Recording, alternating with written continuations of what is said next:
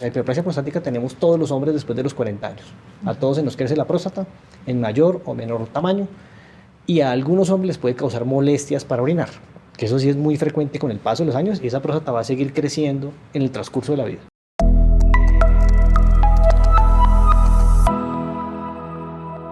Hola, bienvenidos a Expertos en Vivir, el podcast de Clínica del Country, donde la ciencia, la tecnología, la innovación y las historias de vida se conectan y transforman realidades.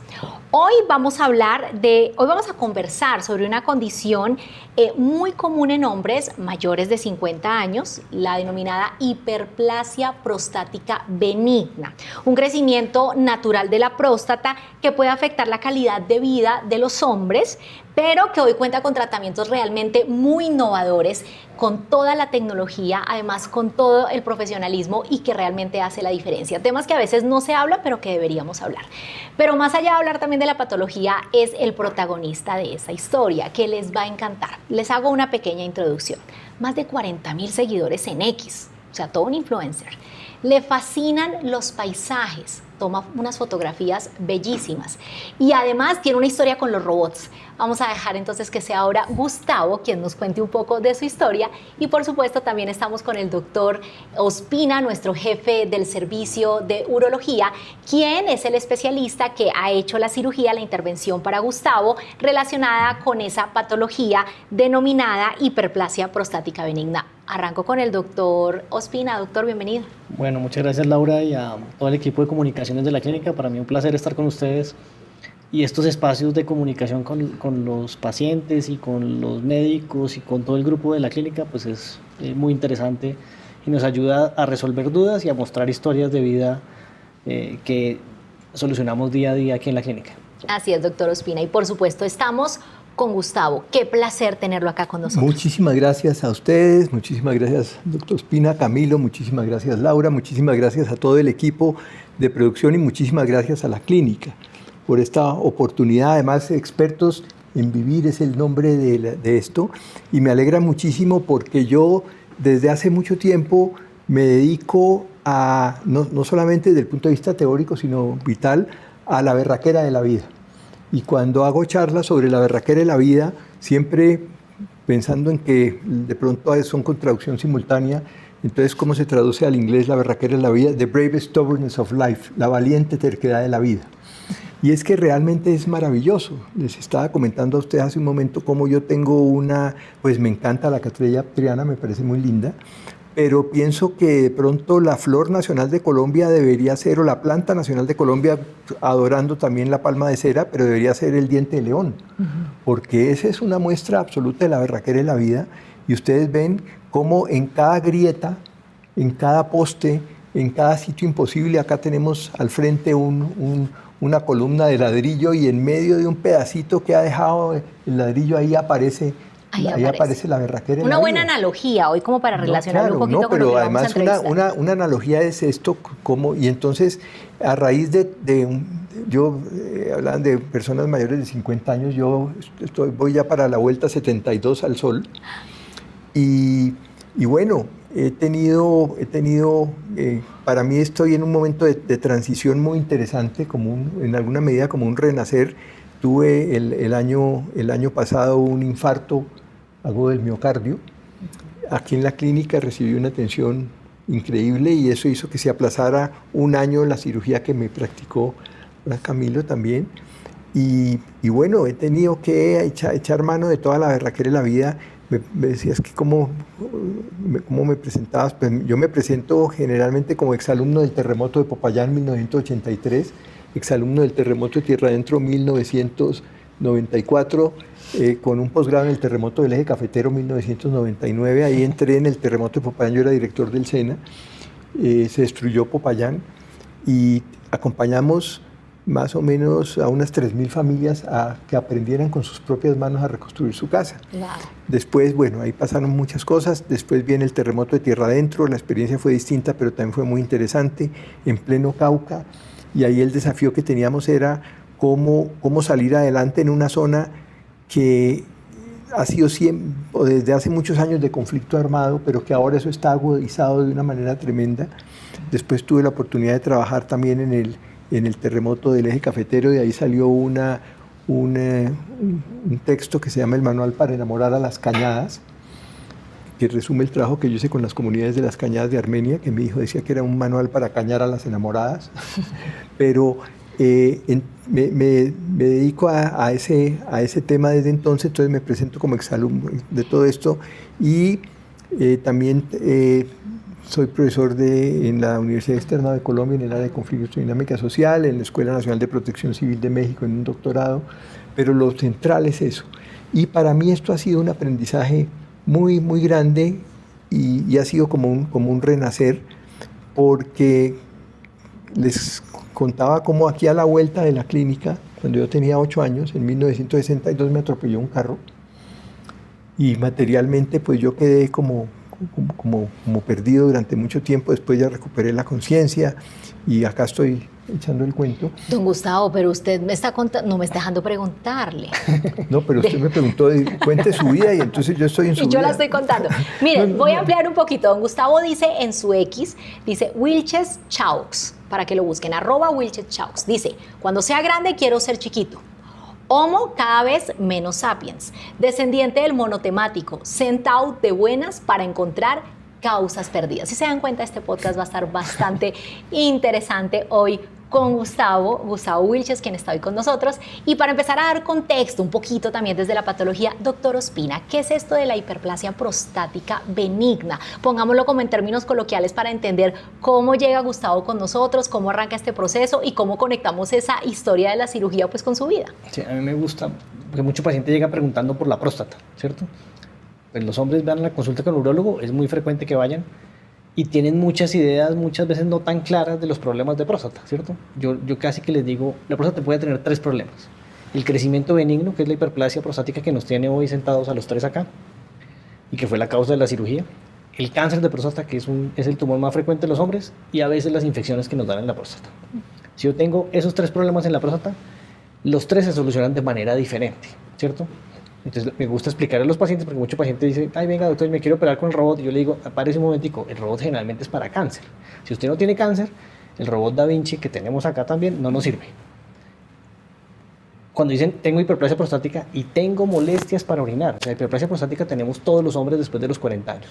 A todos se nos crece la próstata en mayor o menor tamaño y a algunos hombres les puede causar molestias para orinar, que eso sí es muy frecuente con el paso de los años y esa próstata va a seguir creciendo en el transcurso de la vida. Es un problema, es como unos factores de crecimiento que van manifestándose en el paso del tiempo y al final, después de los 40 Pero años. quiere decir que sucede en todos los hombres. En todos los hombres, pero no en todos causa molestias. Okay. Entonces, generalmente no orinamos como a los 20 años, eso nos pasa a todos. Pasamos los 40 y ya no orinamos igual, pero si molesta poco, no hay que hacerle nada. Si empieza a molestar más, en algunos casos se vuelve más sintomático, generalmente empezamos con medicamentos y algunas veces vamos hasta las cirugías. Las cirugías desobstructivas, que son diferentes a las cirugías para cáncer. Entonces es muy claro que la gente más o menos entienda que hay cirugías para desobstruir la próstata, que no sacamos toda la próstata, pero que sacamos el tejido que obstruye, y hay cirugías para cáncer donde nos toca sacar toda la próstata, ¿sí? Entonces la gente es aclarar un poquito esas dos patologías del mismo órgano, pero se manejan de manera distinta, aunque las dos generalmente de manera quirúrgica. Ahora, vamos a ese punto, quirúrgica, que es donde entra la cirugía de Gustavo. En la clínica del Country llegó un nuevo equipo, tecnología. Este año 2025 ha sido de bastante tecnología y llega un láser, doctor Ospina. Láser Olmium a través de una técnica que usted nos ha explicado que se llama HOLEP. Sí. ¿Cómo funciona y cómo es esta técnica que se aplica a Gustavo y en general a los hombres que están teniendo esta patología? Entonces lo que veníamos haciendo hace 50 años es la resección transuretral, que era por el pene, era como una tubería, llegamos al sitio que obstruye y le quitábamos como un sacabocados de lados, quitábamos el tejido que se obstruía, ¿cierto? Y uno destapaba ese túnel, eso se llama la resección transuretral de próstata. La cirugía usual y casi que el gol estándar hasta que aparecieron estos nuevos láser, ¿sí? Láser de próstata yo escuchaba hace 30 años, pero que funcionen y que sean mejor en los resultados, tanto funcionales como de riesgos, son estos últimos que han aparecido estos últimos años, y ese es el láser Hollywood que tenemos ahora en la clínica. Esos láseres nos permiten tener mejores desobstrucciones de forma más segura y con recuperación más rápida. Entonces obviamente es una tecnología nueva que tenemos en la clínica, que Gustavo es parte de los pacientes que en los que lo he realizado y que mejora los resultados que teníamos con los procedimientos anteriores. Entonces, como es un procedimiento tan frecuente, siempre se buscaron maneras de que fuera menos sangrado, recuperación más rápida, y hasta ahora lo estamos logrando. De la cirugía que se hace hace 40 a 50 años, ahora sí lo estamos logrando con estos láseres nuevos. Tú ves, te metes láser de próstata y encuentras 50 tipos. Este Holmen ha demostrado y ya está en las guías, tanto colombianas, europeas y americanas, como la primera opción de desobstrucción en los hombres. Maravilloso esa conexión entre la tecnología y los excelentes especialistas. Entonces vuelvo con Gustavo. Usted es docente. Y un docente siempre observa el mundo con detenimiento, y usted más aún. ¿Qué pensó cuando le dijeron que tenía algo en su próstata y que tenía que pasar por ese procedimiento quirúrgico? No, pues lo que pasa es que hace años me hicieron una primera biopsia, sí, y los resultados decían glándulas tortuosas sin signos de malignidad. Yo pensé que se habían equivocado, me habían sacado unas neuronas, pero no, glándulas tortuosas sin signos de la malignidad, eso me tranquilizó. Y después se iba a hacer entonces el procedimiento quirúrgico, que hubo que aplazarlo por un infarto agudo del miocardio, que eso también fue otra experiencia muy interesante, y también una atención aquí excelente en la clínica del Country. Tengo ese motivo de agradecimiento. Y después ha sido como un revivir en muchas cosas. Y yo les contaba cómo me presento como exalumno del terremoto Popayán, exalumno del terremoto Tierra Adentro, posgrado en el terremoto del Eje Cafetero. Y hoy hablamos de gestión del riesgo, de desastres y de todos los desafíos. Y en alguna medida, pues, ahí está lo del infarto. Me avergüenzo porque me rajé con una cosa que yo creía que sabía, y por eso también anoto ahí lo de siempre que me experto, ex-perto. Pero también como descubrir otra cantidad de posibilidades, y de una manera que no fue traumática, que es lo que a mí más me interesó. Y por supuesto queda uno con una serie de molestias posoperatorias, pero afortunadamente Camilo me había descrito exactamente qué era lo que iba a tener, o sea que no he tenido ninguna sorpresa. Eso ha sido. ¿Hace cuánto fue la cirugía? La cirugía de próstata fue hace 2 meses. 2 meses, exactamente. Se van a cumplir ahora 2 meses. Pero nosotros lo vemos perfecto. Pues sí, fue una cosa, y inclusive yo agradezco porque el infarto para mí fue importante también. La gravedad me jala con 18 kilos menos de fuerza, y eso me ha servido bastante. He recuperado, mejor dicho, he tenido muy buena recuperación. Y por supuesto, el que esta última biopsia, que también fue muy interesante porque no fue una cosa traumática ni nada, como tampoco la cirugía, en términos de que fuera una cosa así, ¿no? Pues también confirmó que no había malignidad. ¿Cómo era la vida antes de la cirugía y cómo es hoy después de la cirugía? Yo creo que no, era muy parecida. Afortunadamente yo tenía ese tema del agrandamiento y todavía algunas molestias, pero para mí no era un trauma muy grande, pero el fantasma de la posibilidad de que si seguía creciendo apareciera un cáncer y todo eso sí lo hizo, porque en algunos de los textos que yo he escrito contaba cómo cuando alguien se enfermaba en mi familia nadie preguntaba qué tiene, sino dónde. Porque el cáncer nos ha rodeado por muchos lados, y afortunadamente aquí eso no, por lo menos hasta ahora, y espero que no vaya a ser el caso. Pero entonces eso me tranquilizó, y el hecho de que al hacer este procedimiento, que entiendo que no es sacar la próstata, sino como un segmento de la próstata. Hay 2 puntos interesantes, y es que ese antecedente del infarto favorece todavía más el uso del láser. O sea, este láser nuevo sangran menos que las cirugías usuales que hacíamos transuretrales de la próstata o las cirugías abiertas. Entonces es una manera más segura porque sangran menos, y el posoperatorio también sangra menos. O sea, las cirugías de próstata por patología benigna, uno de los riesgos que tenemos es el sangrado posoperatorio. Y esta técnica generalmente sangra. Es decir, doctor, ¿cómo era antes la cirugía a la diferencia pues, de cómo es ahora? O sea, para que los que nos están escuchando entiendan un poquito esa diferencia. Entonces, yo les decía que hace 50 años se hace con instrumentos que se meten por la uretra y sacan tejido, ¿cierto? Ya. Al cortar ese tejido, pues sangra, y uno coagula y todo, pero generalmente queda tejido de la parte de la glándula prostática que obstruye, que eso siempre termina sangrando después, ¿cierto? Entonces siempre no era infrecuente que hubiera coágulos, sangrado, obstrucciones después de estas cirugías. Claro, también puede pasar con el láser, pero en menor medida. Tanto que el láser sangran mucho menos y la orina sale muy clarita después de la cirugía, el mismo día de la cirugía, cosa que a veces con la resección transuretral usual no nos pasaba. Entonces, estos láseres también permiten menos sangrado, lo cual permite pacientes con riesgos cardiovasculares, pacientes anticoagulados, hacerlos con esta tecnología de una forma mucho más segura. Entonces, antes un paciente anticoagulado le tocaba operarse la próstata, tocaba cambiarle medicamento unos días antes y pasarlos a un esquema un poquito menos que pudiera durar con ese medicamento antiagregado o anticoagulado unos días antes de la cirugía. Con esta simplemente los operamos con los medicamentos que tengan y afortunadamente porque sabemos que tenemos menos sangrado en el Claro, yo dejé de todas maneras de tomar una semana aspirina y esas cosas anticoagulantes, pero perfecto, perfecto. Y todas las molestias estaban advertidas. Pero como les digo, toda esta es una experiencia como de renacer y de encontrar muchísimas cosas nuevas.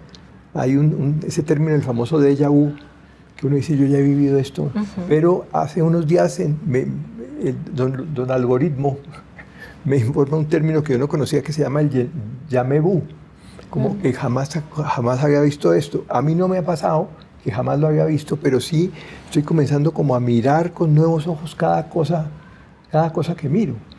Y bueno, siempre he sido, y tú lo contabas ahora, observador y fotógrafo de estrellas, de nubes, de dragones en el cielo, de todas estas formas maravillosas que están allá desde muy chiquito. Pero, o sea, el GPS nunca se me ha dañado, pero como que la admiración de ver todo eso aumenta. Sí. Y sobre todo, bueno, después de 71 vueltas al sol, pues uno ya dice, oh, vamos a ver cuántas vueltas quedarán. Y entonces le explican a usted qué es un láser. ¿Cuál es esa pregunta de rigor que le hace usted al médico o cómo se imagina usted que lo van a intervenir cuando uno le dice la palabra láser para una persona como usted tan creativa y demás? ¿Qué inquietudes se vienen a su mente? Pues mire, yo lo del láser lo conozco hace tiempo por bastantes razones, no en términos de cirugía, pero sí en esto. Pero sí hay una cosa que a mí, afortunadamente no pensé mucho en eso, o sea, porque es que cualquier cosa por la uretra es una cosa como tenaz. Entonces yo siempre he dicho, por favor, afortunadamente pues las mujeres son mucho más valientes que los hombres y la naturaleza, que es sabia, hace que los hombres no seamos quienes damos a luz. Porque digo, o en última saldría un hilo y la mujer va tejiéndolo afuera hasta que teje el peladito, pero entonces me parece que es una cosa impresionante lo que es la sabiduría de la naturaleza. Entonces cualquier cosa que implica pues una intervención por ahí, pues uno se timbra mucho. Pero realmente no ha sido una experiencia traumática. Y otra cosa que yo quiero resaltar es que desde hace muchos años, o sea, yo creo en los diálogos más que de saber, en los diálogos de cosmovisiones. Y creo que aquí ha habido, en mi recuperación, en mi salud, ha habido un ejemplo muy claro de diálogos de cosmovisiones. Yo creo hace mucho tiempo en las medicinas chinas, en la homeopatía, en la terapia neural, en la acupuntura. Y ahora pues estoy en la medicina occidental con toda esta alta tecnología, pero hay una cosa que sí me parece en cualquiera de estas otras medicinas naturales o en esta medicina de alta ciencia y de alta tecnología, y es que lo que realmente, digamos, el actor externo fortalece la capacidad de sanación de cada organismo y la particularidad de cada organismo.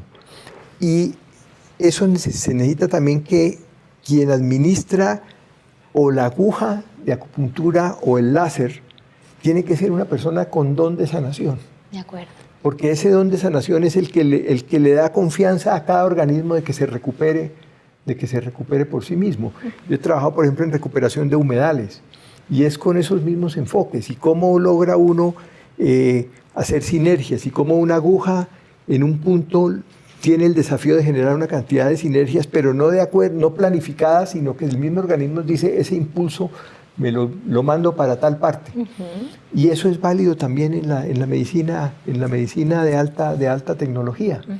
Pero como le digo, hay una cosa fundamental, es el don de la sanación de quien practica eso. Y el doctor Ospina tiene ese don de sanación. Aquí tiene una muestra.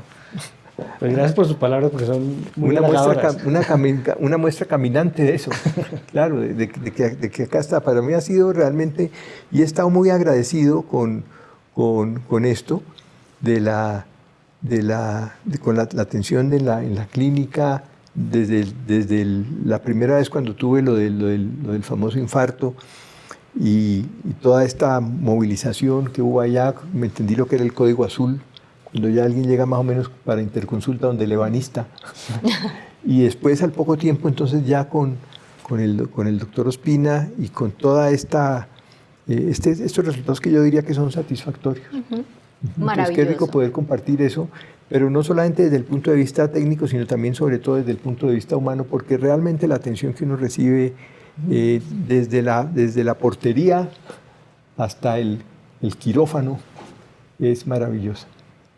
Eso es Expertos en Vivir. Eso es Expertos en Vivir. Doctor Ospina, cuéntenos un poco cómo fue la cirugía de Gustavo, o sea, cuántas horas, cómo es la preparación, cómo sale el paciente, para que también todos los hombres que nos están viendo y escuchando, que seguramente, como dijo Gustavo, cuando eso entra por ahí, da un poquito de susto, pero también contarles esas buenas noticias en relación a lo que realmente es la cirugía, las expectativas y esa recuperación óptima que usted nos menciona. Sí, lo que decía yo al principio, que muchos hombres tenemos síntomas urinarios, algunas veces llegamos a tratamientos desobstructivos como el de Gustavo.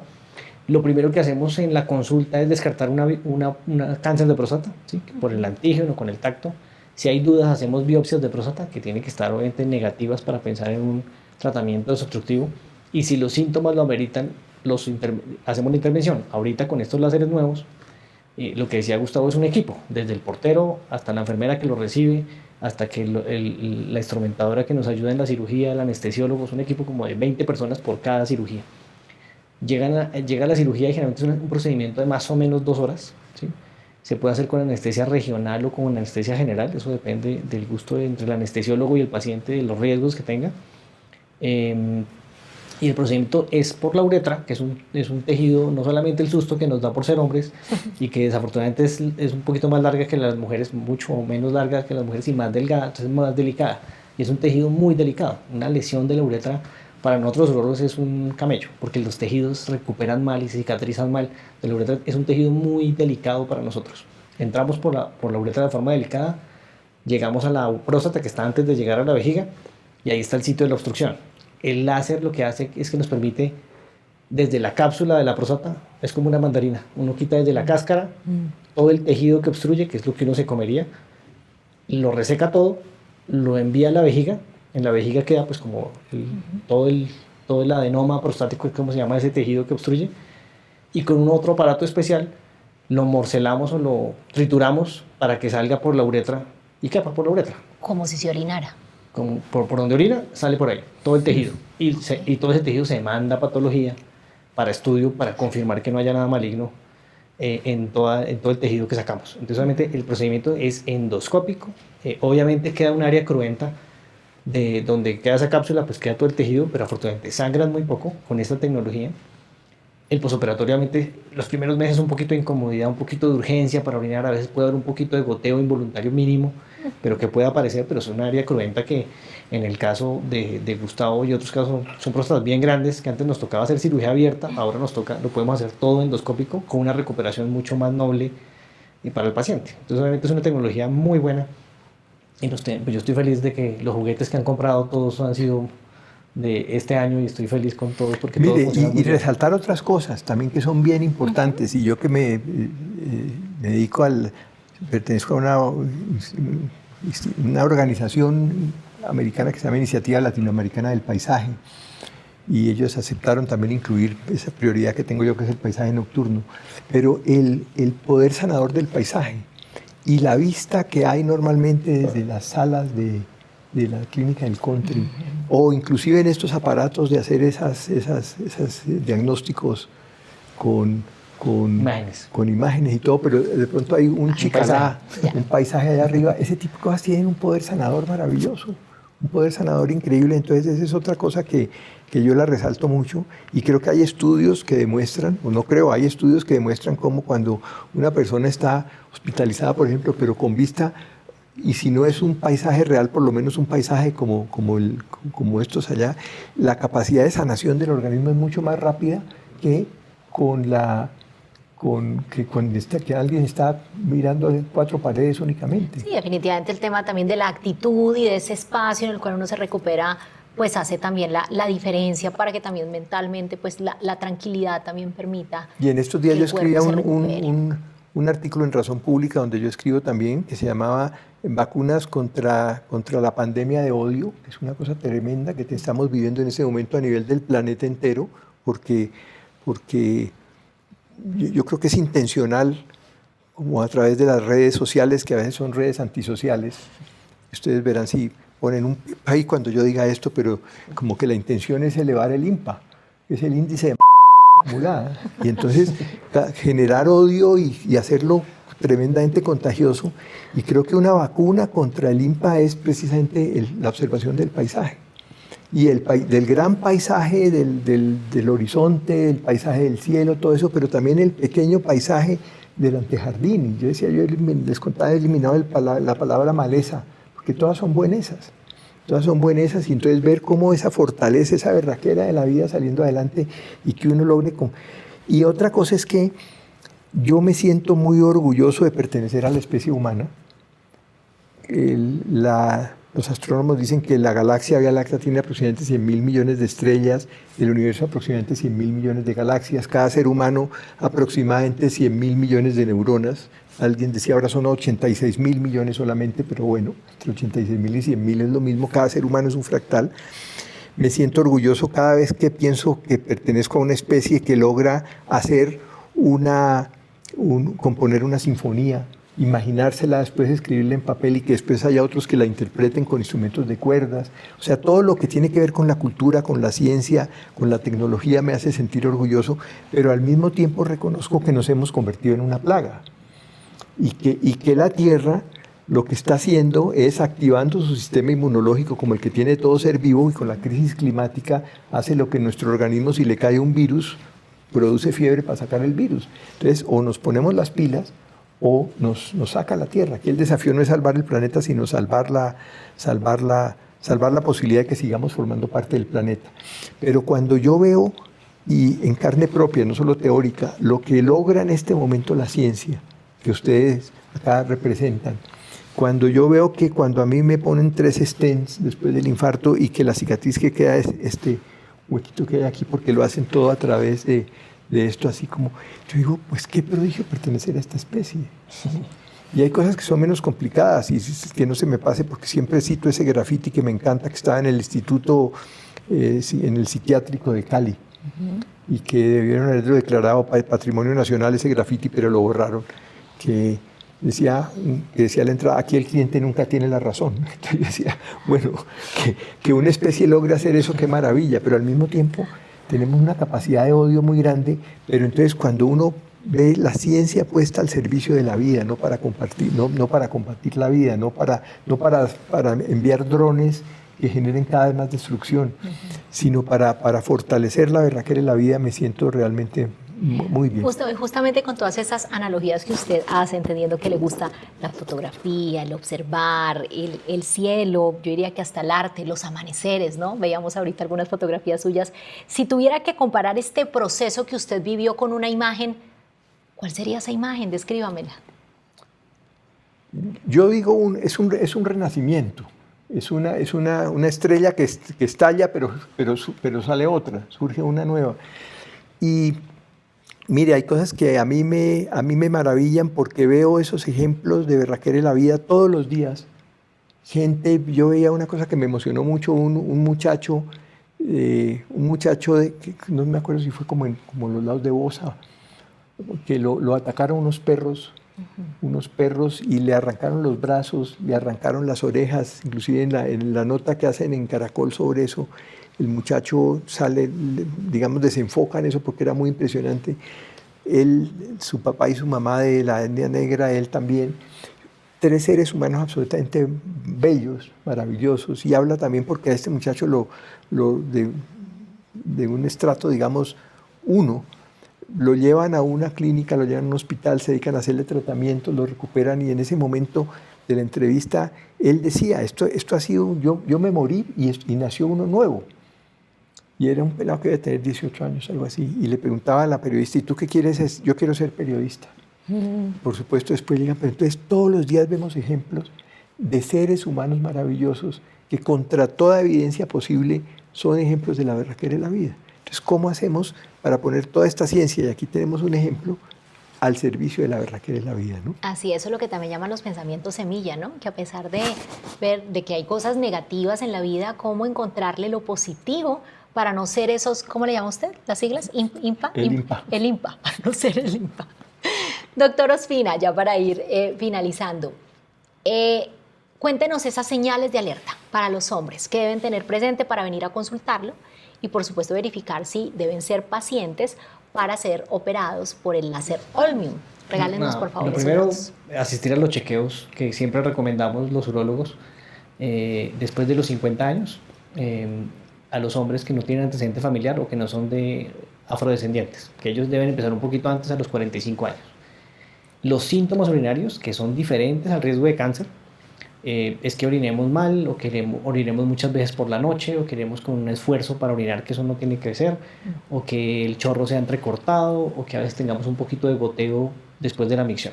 Son como síntomas que nos pueden empezar a aparecer con el paso del tiempo, que si son leves tenemos que evaluarlos con el urólogo, y si son leves antes los dejamos en observación. Lo que les decía yo, si son un poquito más importantes, si afectan la calidad de vida, generalmente empezamos con medicamentos. Y si los medicamentos no son suficientes, pasamos al siguiente plano, que es el procedimiento quirúrgico desobstructivo. Entonces, esa es la indicación de esa técnica nueva láser.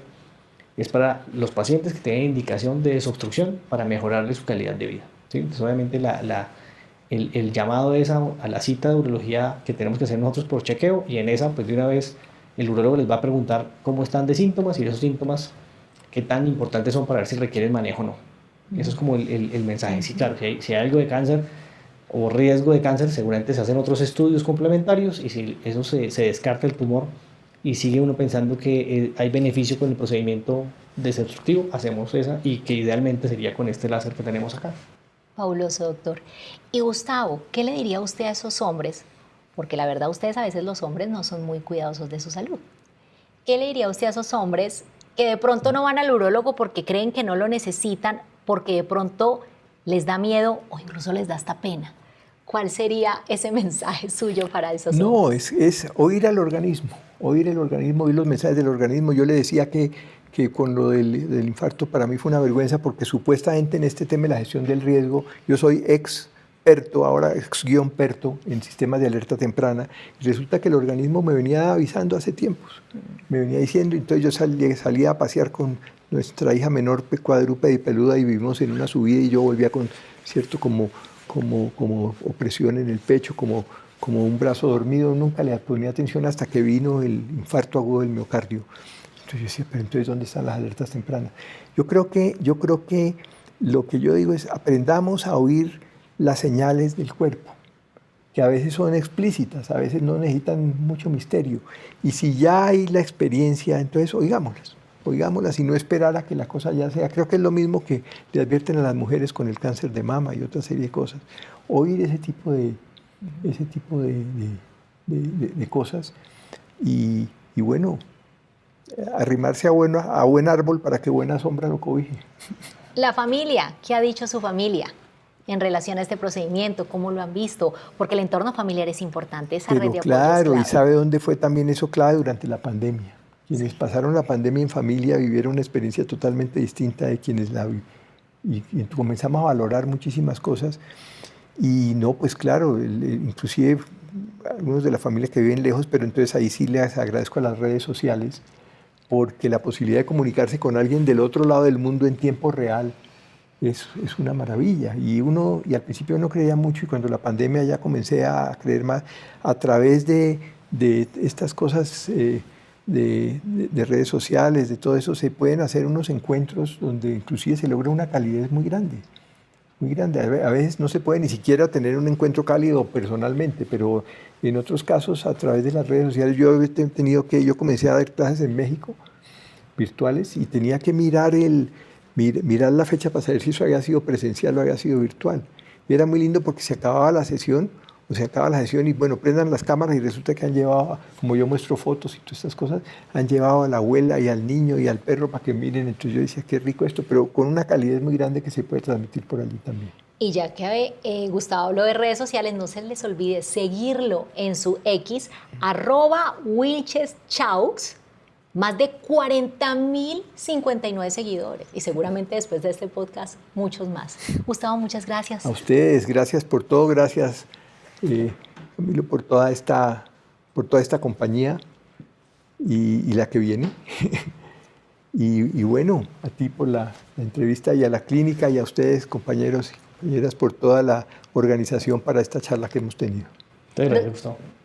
Doctor Ospina, usted también, gracias por hacer parte de estos expertos en vivir, por permitirnos tener acá a su paciente, tener aquí además, creo yo, más que paciente, se genera además una conexión importante al escuchar todas estas historias. Gracias por ser ese gran especialista y por también ayudarnos a traer esta nueva tecnología a la Clínica del Country. No, como dije desde el principio, muchas gracias por estos espacios y muchas gracias a Gustavo por venir a acompañarnos hoy a contarnos su historia. Y a todos ustedes, si les gustó esta historia, no se les olvide compartirla, dejarnos abajo sus comentarios y, por supuesto, seguirnos en Expertos en Vivir, el podcast de Clínica del Country. Chao, chao. Como Expertos en Vivir, encuentra con nosotros las respuestas a tus inquietudes sobre salud, estilo de vida y bienestar. Escúchanos aquí para cuidar y proteger tu vida.